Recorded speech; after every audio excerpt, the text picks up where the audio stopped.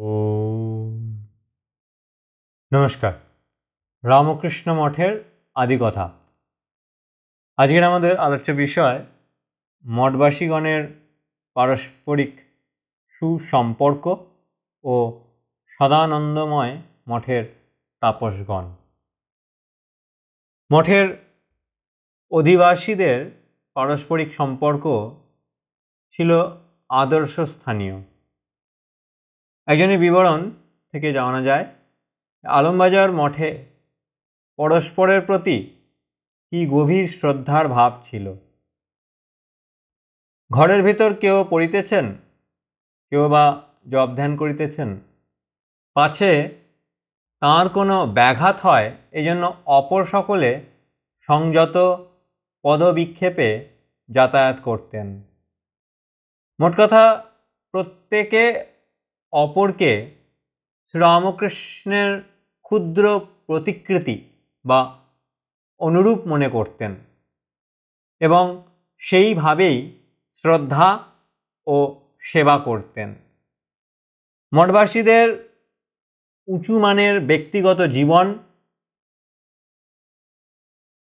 এবং তাদের পরস্পরের প্রতি শ্রদ্ধা ও ভালোবাসা ছিল মঠের গোষ্ঠী জীবনের দুর্লভ ঐশ্বর্য। ঠাকুরের ত্যাগী সন্তানদের অধিকাংশই ছিলেন সুস্বাস্থ্যের অধিকারী। দীর্ঘ পর্যটন ও অত্যধিক কৃচ্ছতার জন্য তাদের অনেকের স্বাস্থ্যে ভাঙন ধরেছিল। যেমন স্বামী যোগানন্দজি প্রতিদিন ভিক্ষায় না বেরিয়ে বাসি শুকনো রুটি জলে ভিজিয়ে খেতেন এবং সারাদিন জপ ধ্যান করতেন। এই ধরনের কঠোরতার ফলে তিনি চিররুগ্ন হয়ে পড়েছিলেন এবং শেষে মাত্র 38 বছর বয়সে গ্রহণী রোগে আক্রান্ত হয়ে দেহত্যাগ করেছিলেন। কাশীতে তপস্যাকালীন স্বামী শারদানন্দজি প্রায় 6 মাস রক্ত আমাশায় ভুগে জীর্ণ দেহ নিয়ে বরাহনগর মঠে উপস্থিত হয়েছিলেন। আলমবাজারে বারংবার ম্যালেরিয়ায় জ্বরে আক্রান্ত হয়ে তিনি কাহিল হয়ে পড়েছিলেন। স্বামী অভেদানন্দজি সুস্থ দেহে মঠে ফিরলেও কিছুদিনের মধ্যে তার পায়ে গিনি ওয়ার্মের ক্ষত দেখা দিলে তার প্রাণ সংশয়ের উপস্থিত হলো। তিনি 4 মাস শয্যাগত থাকেন। এই সময়ের মধ্যে তার 7 বার ক্ষতের অস্ত্রোপচার করাতে হয়। ক্রমে তিনি সুস্থ হয়ে ওঠেন।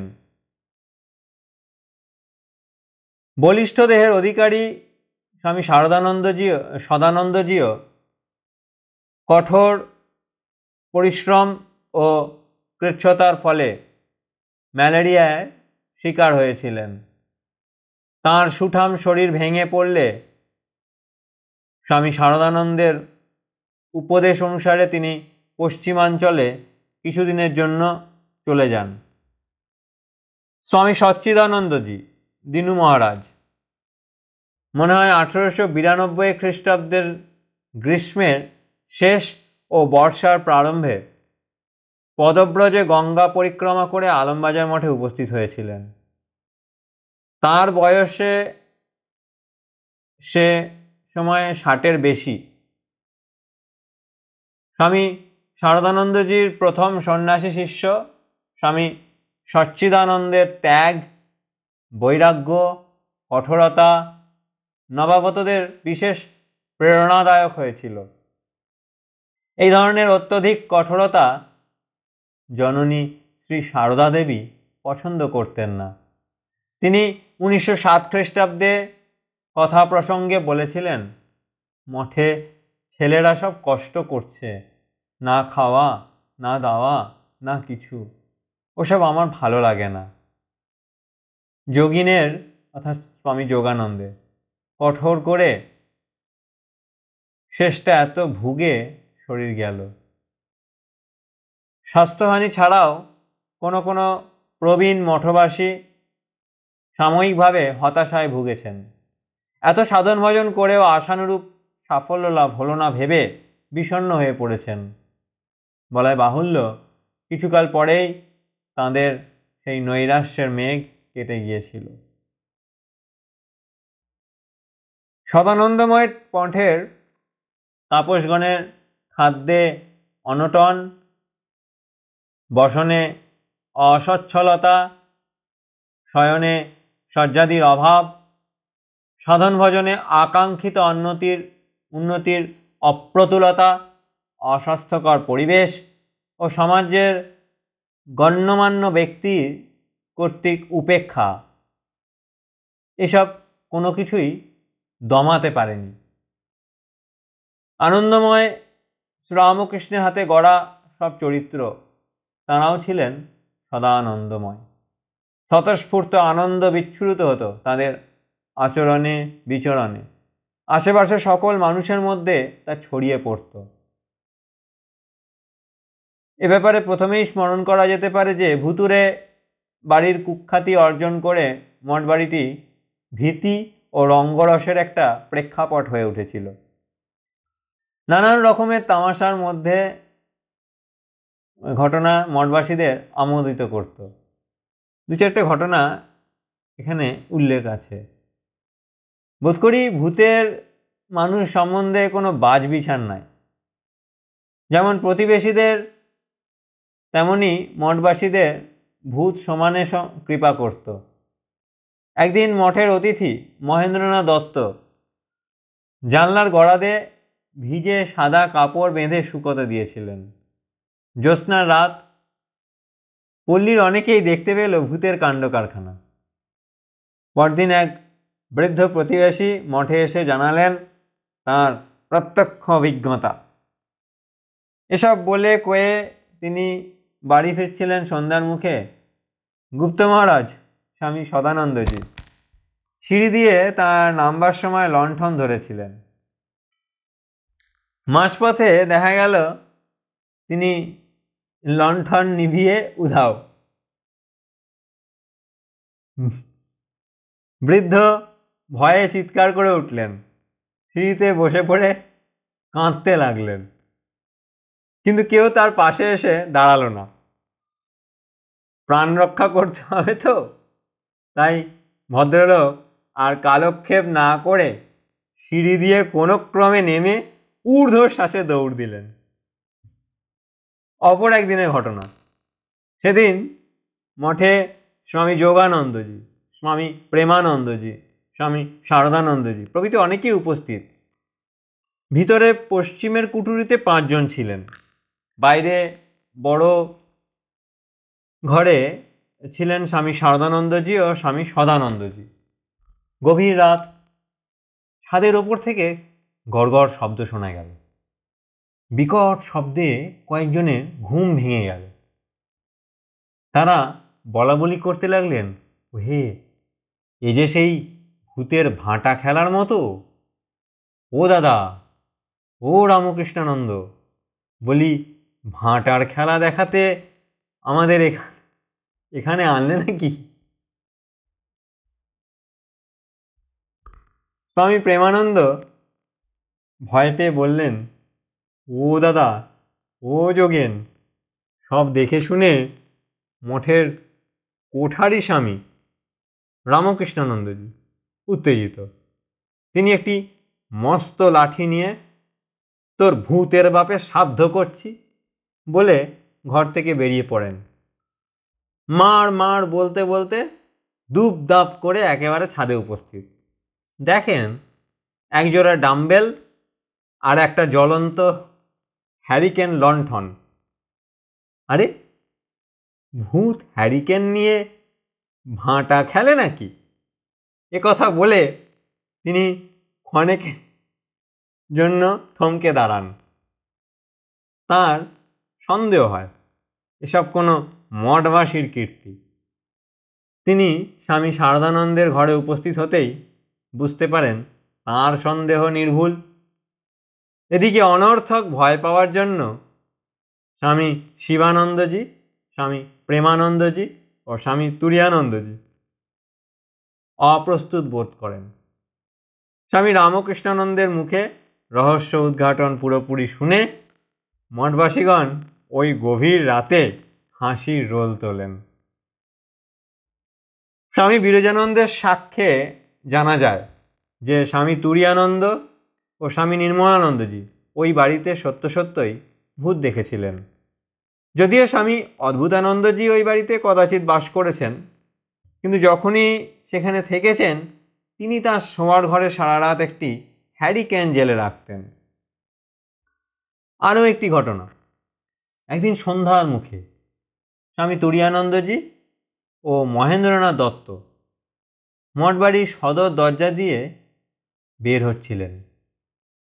উদ্দেশ্য বাইরে একটু বেরিয়ে আসবেন। স্বামী তুরীয়ানন্দ অকস্মাৎ থমকে দাঁড়ান, মঠবাড়ি ভিতরে আবার ঢোকেন। বিস্মিত মহেন্দ্রনাথ তার জন্য অপেক্ষা করতে থাকেন।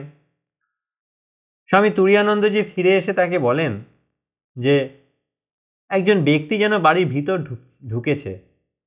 তিনি মহেন্দ্রনাথকে জিজ্ঞাসা করেন, তুমি কি দেখনি যে কে একজন বাড়ির ভিতর গেল? মহেন্দ্রনাথ বাড়ির ভিতর গিয়ে চারদিকে খুঁজে কাউকে দেখতে পেলেন না। তাঁদের ধারণা হয় একে যে ভূতের বাড়ি তা মিথ্যা নয়।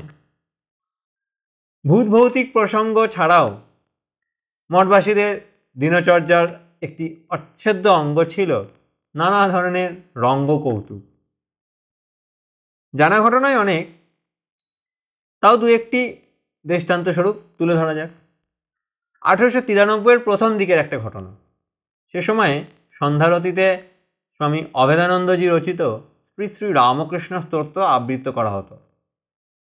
তাতে রয়েছে এই পংক্তিটি, নিরঞ্জনম নিত্যমনন্ত রূপম ভক্ত্যানুকম্পা ধৃত বিগ্রহং বৈ ঈশাবতারং পরমেশমিড্যং তং রামকৃষ্ণং শিরসা নমাম। এর মধ্যে ঈশাবতারং পদটি শুনে স্বামী অদ্ভুতানন্দ বিব্রত বোধ করেন। তিনি স্বামী শারদানন্দজির দৃষ্টি আকর্ষণ করে বলেন, এ শরৎ, তোমরা এরই মধ্যে তাকে অর্থাৎ ঠাকুরকে ভুলে গেলে দেখছি, ঈশাকে পুজো করছো। তোমরা সব কি হলে? নির্দ্বিধায় অনুমান করা যায় তার অভিযোগ শুনে উপস্থিত সকলে হেসে উঠেছিলেন। পরে স্বামী অদ্ভুতানন্দজি স্তোত্র রচয়িতা স্বামী অভেদানন্দের নিকট শ্লোকের অর্থ সঠিকভাবে বুঝিয়ে নিয়ে শান্ত হয়েছিলেন এবং রচয়িতার প্রশংসা করেছিলেন। অতিথি অভ্যাগতদের মধ্যেও কেউ কেউ হাসি মশকরার উপকরণ জোগাতেন। আলমবাজার মঠে একদিন বেলা 2:30-3 নাগাদ এক অপরিচিত ভদ্রলোক এসে উপস্থিত হলেন। তার পরনে আলপাকার জামা, বুকে চেন সমেত ঘড়ি, চোখে চশমা, হাতে একটা চামড়ার ব্যাগ। ভদ্রলোক এসে কালী বেদান্তির ঘরের সম্মুখের বারান্দাতে বসে স্বামী শিবানন্দজি ও স্বামী সদানন্দজি ও আরও কয়েকজনের সঙ্গে কথা বলতে থাকেন। একসময় তিনি হঠাৎ দাঁড়িয়ে উঠে স্বামী সদানন্দকে বললেন, গুপ্ত, আমার জামাটা ধর, আমার সমাধি আসছে। স্বামী সদানন্দ তার জামা, ব্যাগ ইত্যাদি সব ধরলেন, আর সমাধিস্থ ঠাকুরের পিছনে হৃদয় মুখার্জি যেভাবে দাঁড়াতেন সেই ভঙ্গিতে ভদ্রলোকের পিছনে দাঁড়ালেন। অতিথি মুখে ব্রের ব্রের আওয়াজ। ব্যাপার স্যাপার দেখে সবাই থ। খানিক্ষণ পরে তার সমাধি ভঙ্গ হলো। বললেন, গুপ্ত, আমার চশমাটা দাও, আমার ঘড়ির চেন ও ব্যাগটা দাও। তিনি আমার ব্যাগটি খুলে দেখে নিলেন জিনিসপত্র সব কিছু ঠিক আছে কিনা। এরপর একটা জরুরি কাজ আছে বলে ভদ্রলোক সরে পড়লেন। লোকটি চলে যেতেই সবাই হাস্য কৌতুকে মেতে উঠলেন। বেশ কিছুদিন মঠবাসীরা কৌতুক ভরে বললেন, গুপ্ত, আমার চশমাটা ধরো, আমার ব্যাগটা ধরো, আমার সমাধি আসছে। ভিন্ন ধরনের রঙ্গরস জমে উঠত। হৃদয় মুখার্জি উপস্থিত হলেন। একদিনের ঘটনা, সকাল 10টা নাগাদ হৃদয় মুখার্জি মঠে এসেছেন। স্বামী শিবানন্দজি হাত থেকে হুঁকো নিয়ে বার কয়েক টান দিলেন। স্বামী শিবানন্দজির অনুরোধে তিনি শ্রীরামকৃষ্ণ ও কেশবচন্দ্রের একটা সাক্ষাৎকার বর্ণনা করতে থাকেন। ঠাকুর হৃদয়কে নিয়ে একটা ছ্যাঁকড়া গাড়িতে চড়ে কেশববাবুর বাড়িতে উপস্থিত হয়েছিলেন। এ কথা সে কথার পর কেশবচন্দ্র ঠাকুরকে বলেন, আজকে কি মনে করে এসেছেন? ঠাকুর বললেন, কেশবের মন ভোলাতে এই দুতিগিরি করব বলে এসেছি। এ কথা বলে ঠাকুর তার পরনের লাল পেরে ধুতিখানি মাথায় ঘোমটার মতো দিয়ে দুটি সেজে কেশবচন্দ্রের মুখের কাছে হাত নেড়ে নেড়ে দুটি সংবাদ গাইতে থাকলেন।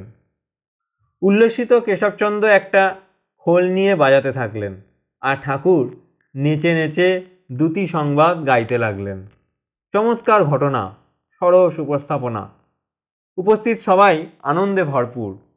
এদিকে কাহিনী শেষ করে হৃদয় মুখার্জি নিজের পরিধেয় কাপড়খানির কোঁচা দিয়ে মাথা ঢেকে দুটি সাজলেন। তিনি ঠাকুরের মতো ঘুরে ঘুরে হাত নেড়ে দুটি সংবাদ গাইতে থাকলেন। ঠাকুরের ভূমিকায় অভিনয়পটু নিত্যরত হৃদয়কে দেখে মঠবাসীগণ ভাবে ও আনন্দে টইটুম্বুর হয়ে উঠলেন যেন। এই ধরনের অভিনয়, হাসি ঠাট্টা ছাড়াও রঙ্গরসের আসরে অন্যতম আকর্ষণ ছিল খোশ গল্প। মঠবাসীদের অনেকেই ছিলেন গল্পের ভাণ্ডার।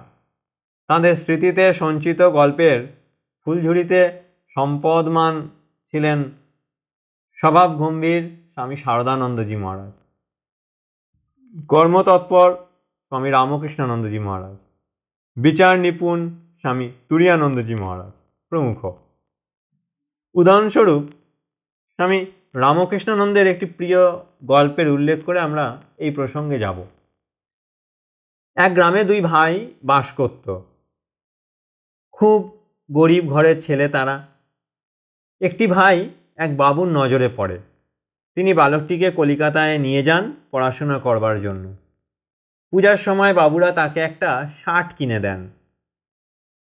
ছেলেটি গ্রামে ফিরে তার ভাই ও সমবয়সীদের ডাকল। কলকাতা থেকে সে একটা নূতন জিনিস এনেছে দেখাবে। ঘরে ঢুকে ছেলেটি জামাটি পরে বুকের বোতামগুলি লাগিয়ে বাইরে এসে সবাইকে দেখালো। গ্রামের ছেলেরা তো দেখে অবাক। এত বড় মাথা ছোট্ট একটা গর্তের ভিতর দিয়ে ঘুরে বেরিয়ে এলো। অনেক পরীক্ষা নিরীক্ষা করেও যখন তারা বুঝতে পারল না, তখন তারা তাকে জিজ্ঞাসা করলো, হ্যাঁ ভাই, ও তো দরজা নেই, তুই মাথা গলালি কি করে? সবাই বোকা বনে গেছে দেখে কলকাতা ফেরত ছেলেটির খুব স্ফূর্তি হয়। সে নেচে নেচে হাততালি দিয়ে বলতে লাগলো, আমি তো বলবো নি। এই গল্পটি বলে স্বামী রামকৃষ্ণানন্দ বালকের মতো আনন্দ করতেন। আজ এ পর্যন্তই। ওম শান্তি শান্তি শান্তি। হরি ওম তৎসৎ। শ্রীরামকৃষ্ণার্পণমস্তু।